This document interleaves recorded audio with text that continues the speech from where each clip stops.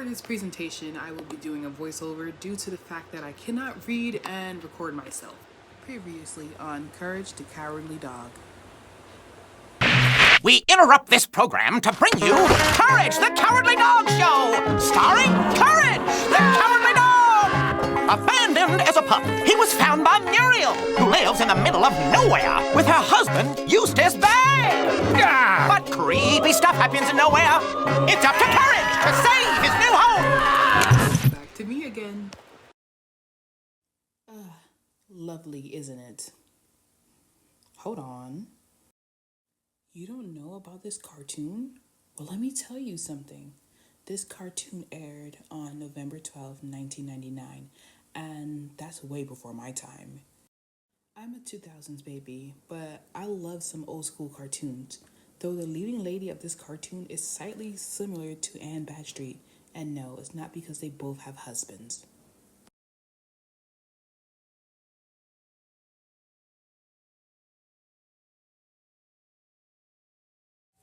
Anne Badstreet was a poet. The words of her poetry had changed many lives even through her death. She saw the world with nothing but love in her eyes. Badstreet loves this world for its representative value, not its objective value or beauty, for its ultimate value, not its immediate value. Earth's delights merely reflects heaven's greater delights. This world is not an end in itself. It figures forth God and heaven. To me, she sees the world as a utopia, not Zootopia.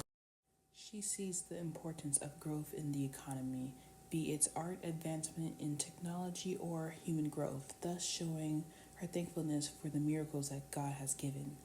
Though not all the miracles / advancements were for the good of society, she was still grateful for what the Lord allowed. Similarly, Muriel, despite being caught in many weird and unforeseen situations, shows nothing but love, kindness, and overall sincerity. When people try to use her or when reality seems hopeless, she's still often seen with a smile on her face. Does she believe in God? I don't know. But she is viewed as a descendant as one. No matter the situation, danger and all, she moves forward with trust, and her archangel Courage finds a way to guide her home safely, which is usually in a comfy chair. How does it make you feel? Blue like the background? Get it? I am big on cartoons and love poetry here and there, but when these women come to my mind, I feel like they take life too lightly. Despite the troubles and traumas they both face, they mainly remain rational. Yes, they have moments where they can break down, and it feels like all hope is lost, but to them that's temporary.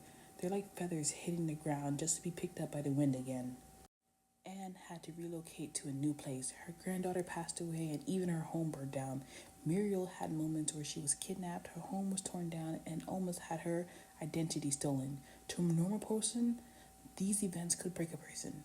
Though to them, it's God's will, and they shouldn't worry due to them still having their lives. What does that make you think about? The correlation between the two makes me think that Anne's poetry is God's given message for you to see and experience true devotion, while I believe that Courage is the God's messenger for Muriel due to being a cartoon.